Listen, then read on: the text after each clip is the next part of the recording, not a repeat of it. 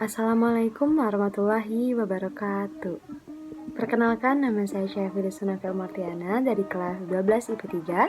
Di sini saya akan mempresentasikan materi mengenai perkembangan kehidupan politik dan ekonomi bangsa Indonesia pada masa reformasi. Video presentasi ini untuk memenuhi tugas sejarah Indonesia yang dibimbing oleh Ibu Ida. Langsung saja kita ke definisi masa reformasi. Nah, masa reformasi di Indonesia itu adalah masa setelah berakhirnya pemerintahan Orde Baru yang dimulai pada 21 Mei 1988 saat Presiden Soeharto mengundurkan diri dan digantikan oleh wakil presidennya yaitu B.J. Habibie. Perkembangan politik pada masa reformasi. Nah, perkembangan politik pada masa reformasi ini ditandai dengan beberapa peristiwa dan kebijakan penting.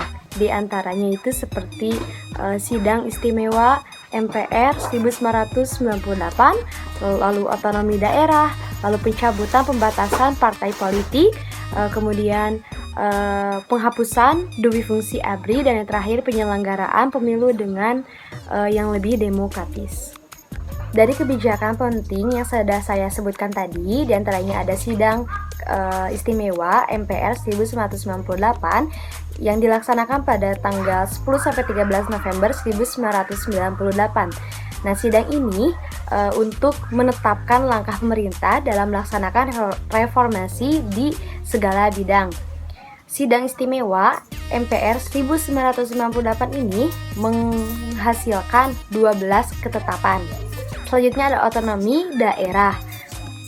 Otonomi daerah adalah hak, wewenang, dan kewajiban daerah otonomi untuk mengatur dan mengurus sendiri urusan pemerintahnya dan urusan kepentingan masyarakatnya sesuai dengan peraturan perundang-undangan yang berlaku.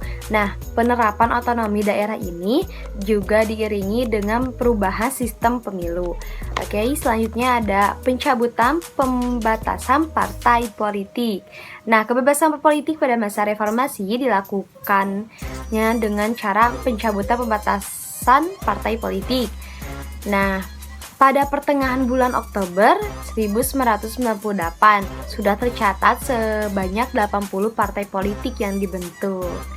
Lalu dalam hal kebebasan berpolitik, pemerintah juga telah mencabut larangan mengeluarkan pendapat, berserikat, dan mengadakan rapat umum. Oke, yang selanjutnya ada penghapusan dui fungsi ABRI. Pada masa reformasi, ABRI dihapus secara bertahap sehingga ABRI fokus terhadap pertahanan dan keamanan.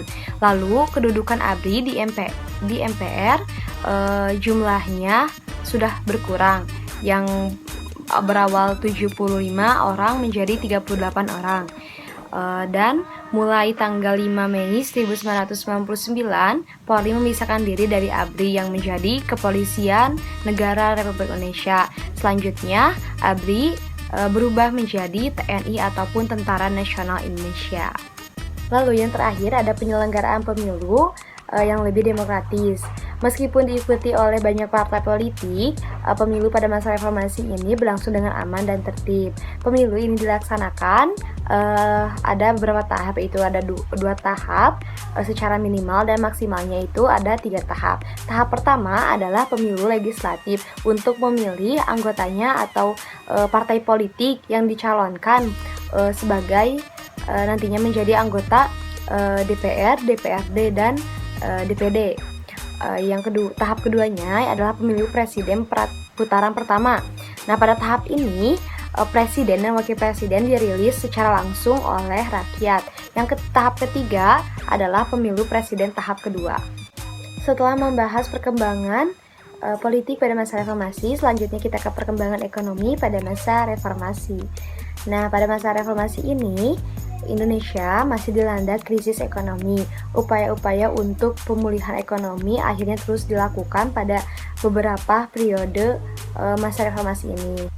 Upaya-upayanya sebagai berikut. Yang pertama, pada masa pemerintahan Presiden B.J. Habibie, pemerintahan B.J. Habibie ini menetapkan kebijakan pokok di bidang perekonomian, dan pada masa ini penanggulangan krisis ekonominya terfokus dengan sasaran terkendalinya nilai rupiah dan tersedianya bahan pokok dan obat-obatan dengan harga yang terjangkau.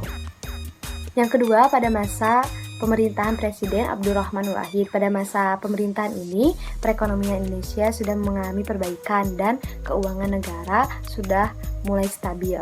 Namun pada bulan April 2001, nilai tukar rupiah terhadap dolar Amerika mulai menurun mencapai 12.000. Yang ketiga, pemerintahan Presiden Megawati Soekarno Putri. Pada masa ini, nilai tukar rupiah terhadap dolar Amerika sudah mulai bisa distabilkan. Namun, pertumbuhan ekonomi tergolong rendah karena kurang menariknya perekonomian Indonesia menurut para investor dan karena tingginya suku bunga deposito. Yang keempat, pemerintahan Presiden SBY atau Susilo Bambang Yudhoyono. Perekonomian Indonesia mengalami perubahan yang cukup baik pada masa kepemimpinan Presiden SBY. Nah, kemudian pemerintahan menetapkan kebijakan sebagai berikut. Yang pertama, mengurangi subsidi bahan bakar minyak. Yang kedua, pemberian bantuan langsung tunai. Yang ketiga, mengurangi utang luar negeri. Cukup sekian presentasi dari saya. Mohon maaf bila ada kekurangan dan kesalahan. Tak ada gading yang terletak, tak ada manusia yang sempurna. Wabillahi taufiq wal hidayah. Wassalamualaikum warahmatullahi wabarakatuh.